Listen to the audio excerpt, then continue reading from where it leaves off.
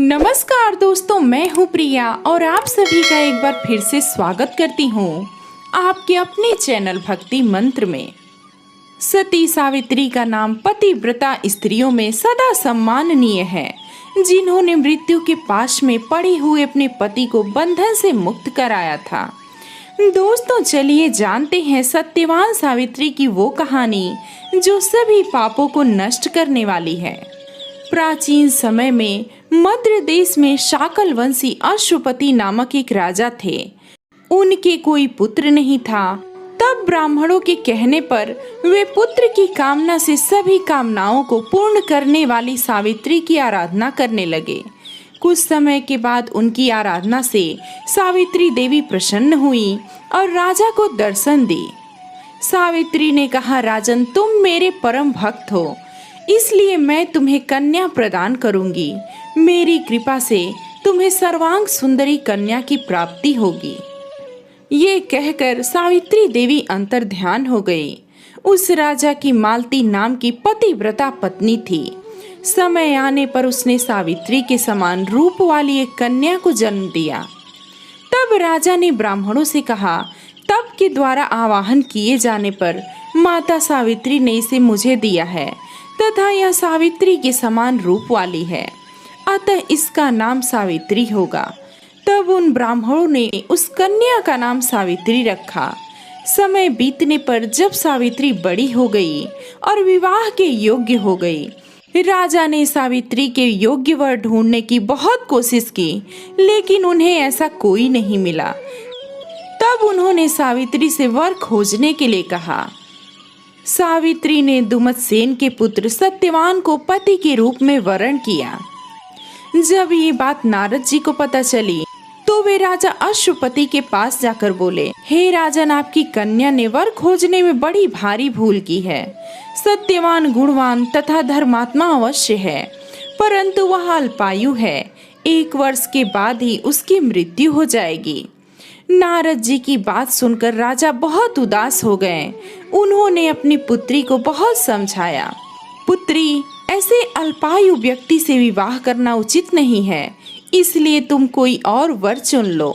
इस पर सावित्री बोली, तात, आर्य कन्याएं अपने पति का वरण एक ही बार करती हैं, अतः अब चाहे जो हो, मैं सत्यवान को ही वर के रूप में स्वीकार करूंगी।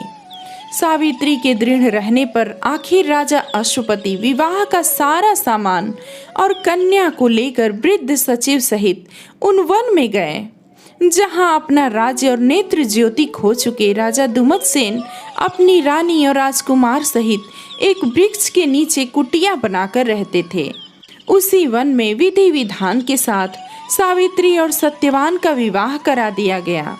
वन में रहते हुए अत्यंत कष्ट पाकर भी सावित्री सास ससुर और पति की सेवा में लगी रही।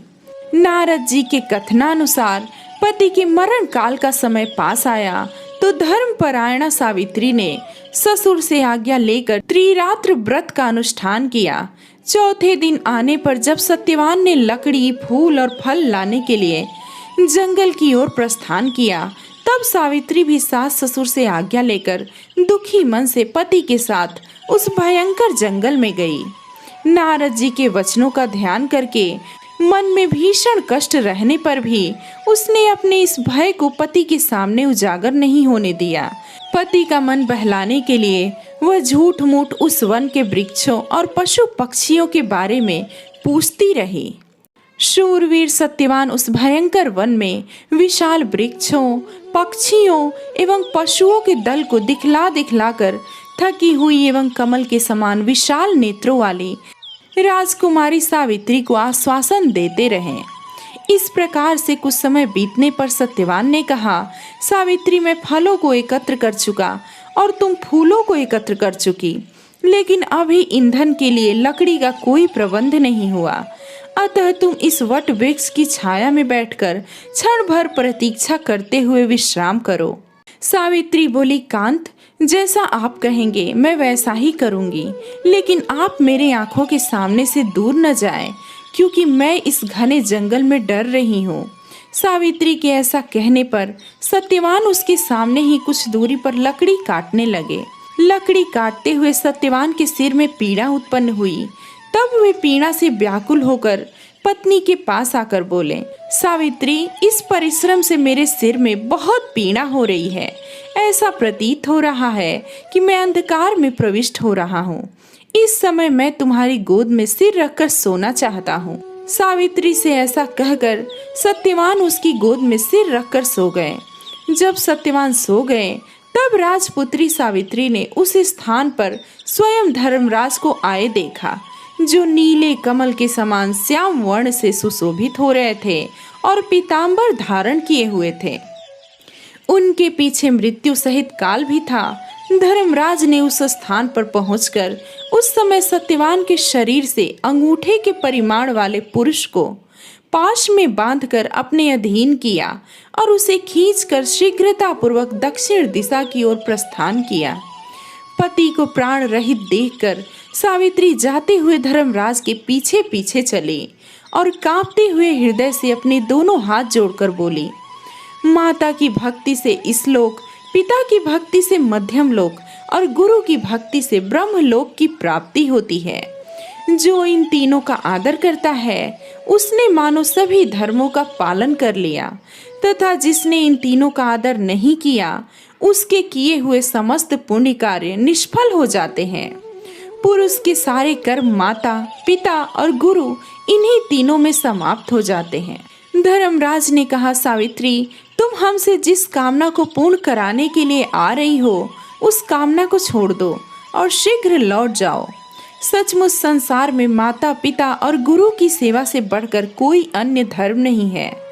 तुम्हारा पति गुरुजनों की पूजा में निष्ठा रखने वाला है, पर तुम्हारा इस प्रकार से मेरे पीछे आना मेरे काम में बाधा डाल रहा है, अतः तुम लौट जाओ। सावित्री बोली, स्त्रियों का पति ही देवता है, पति ही उसको शरण देने वाला है, इसलिए साध्वी स्त्रियों को अपने पति का अनुगमन करना चाहिए। पिता, भाई तथा पुत्र परिमित संपत्ति देने वाले हैं, किंतु पति अपरिमित संपत्ति का दाता है। भला ऐसे पति की कौन स्त्री पूजा नहीं करेगी।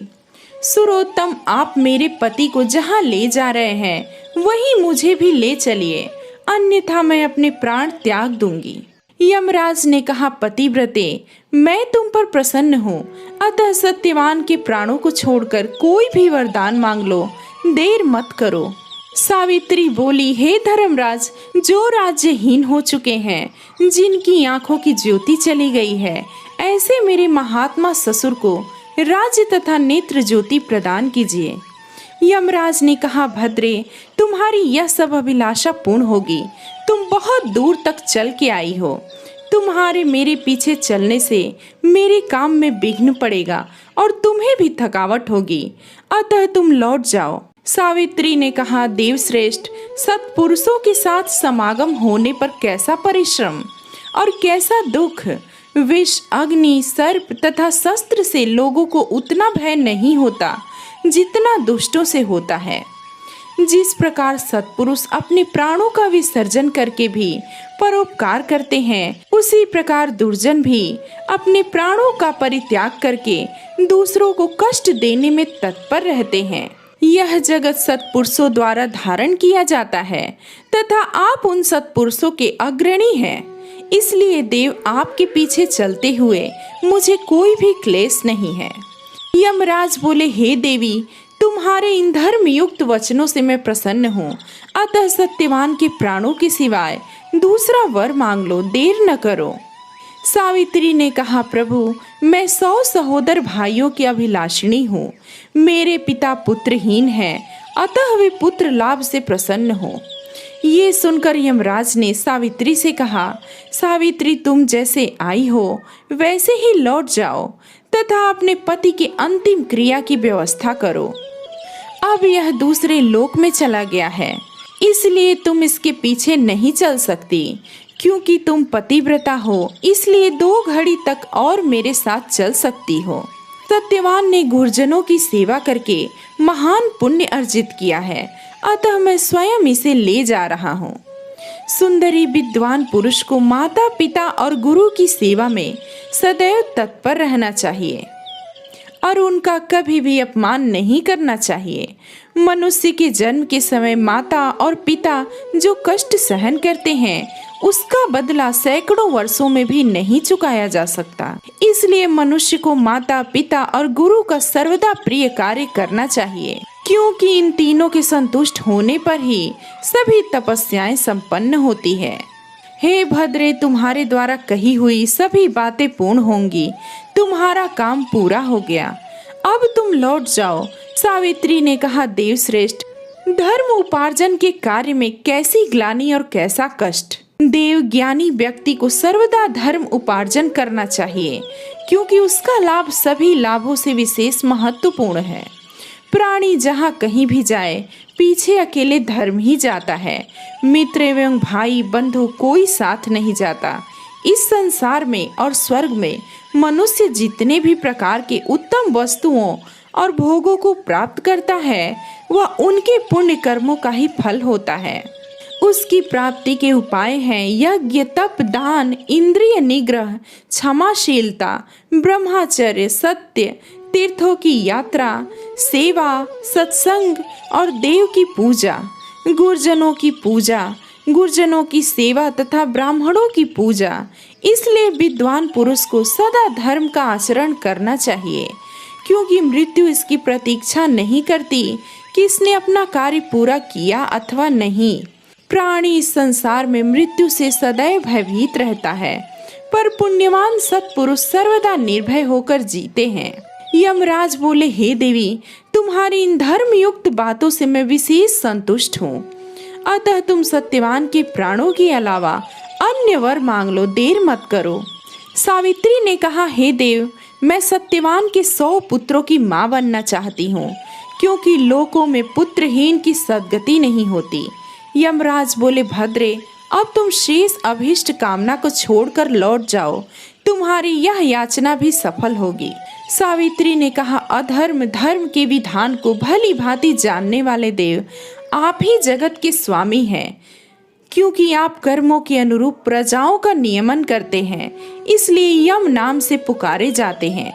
प्रभु, चूंकि आप धर्म पूर्वक सारी प्रजा को आनंदित करते हैं, इसलिए लोग आपको धर्मराज नाम से पुकारते हैं। लोग मरने पर अपने सत्य असत्य दोनों प्रकार के कर्मों को आगे रखकर आपके समीप जाते हैं, इसलिए आप मृत्यु कहलाते हैं।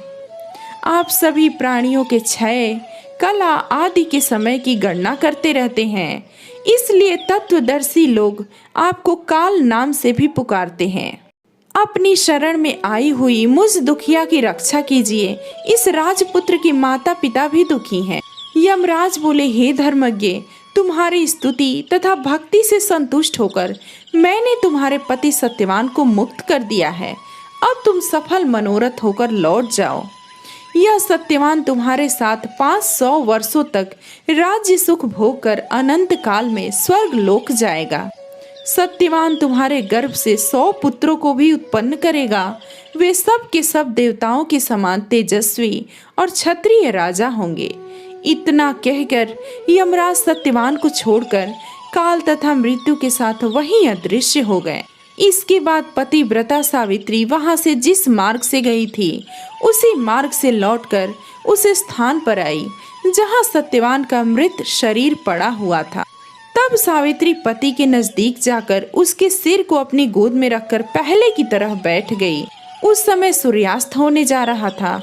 थोड़ी देर में सत्यवान ने अपनी आंखें खोली और उठकर बैठ गया। सत्यवान ने सावित्री से कहा, वह पुरुष कहाँ चला गया जो मुझे खींचकर लिए जा रहा था? यहाँ सोते हुए मेरा पूरा दिन बीत गया। तुमने भी पूरे दिन कुछ नहीं खाया और वहाँ आश्रम में मेरे माता पिता को भी मेरे कारण दुख भोगना पड़ा। सावित्री, मैं उन्हें देखना चाहता हूँ, चलो जल्दी चलो। सावित्री बोली, स्वामी, सूर्य तो अस्त हो गए हैं, चलिए हम आश्रम को लौट चले। मैं वही सारी घटना विस्तार से आपको बताऊंगी। ऐसा कहकर सावित्री पति के साथ आश्रम पहुंची। उसी समय पत्नी सहित दुमतसेन को नेत्र ज्योति प्राप्त हो गई। उस समय आनंदित सावित्री ने जैसी घटना घटित हुई थी उसका वर्णन किया और उसी रात को अपने व्रत को भी समाप्त किया। अगले दिन प्रातःकाल राजा की सारी प्रजा सेना सहित ढोल नगारों के साथ राजा को पुनः राज्य करने के लिए निमंत्रण देने आई और ये सूचना दी कि हे राजा, नेत्रहीन होने के कारण जिस राजा ने आपके राज्य को छीन लिया था वह राजा मंत्रियों द्वारा मार डाला गया। अब आप ही राजा हैं। ये सुनकर राजा दुमत्सेन सेना के साथ वहां गए और धर्मराज की कृपा से पुनः अपने राज्य को स्थापित किए। सावित्री ने भी 100 भाइयों को प्राप्त किया। इस प्रकार पतिव्रता सावित्री ने अपने पितृपक्ष और पति पक्ष दोनों का उद्धार किया और मृत्यु के पाश में बंधे हुए अपने पति को मुक्त कराया। इसलिए मनुष्यों को सदा साध्वी स्त्रियों की देवताओं के समान पूजा करना चाहिए, क्योंकि उनकी कृपा से ये तीनों लोक स्थित है। जो मनुष्य सत्यवान सावित्री की इस कथा को सुनता है वह सभी प्रयोजनों में सफलता प्राप्त करता है और सुख का अनुभव करता है, कभी भी दुख का भागी नहीं होता। तो दोस्तों, ये थी सत्यवान और सावित्री की कथा। दोस्तों, मैं उम्मीद करूंगी ये कथा आप सभी को जरूर पसंद आई होगी। आप अपने विचार कमेंट में जरूर बताएं। ऐसी ही कहानियों के लिए जुड़े रहिए मेरे साथ। मिलते हैं कुछ और नई कहानी के साथ। तब तक के लिए राधे राधे।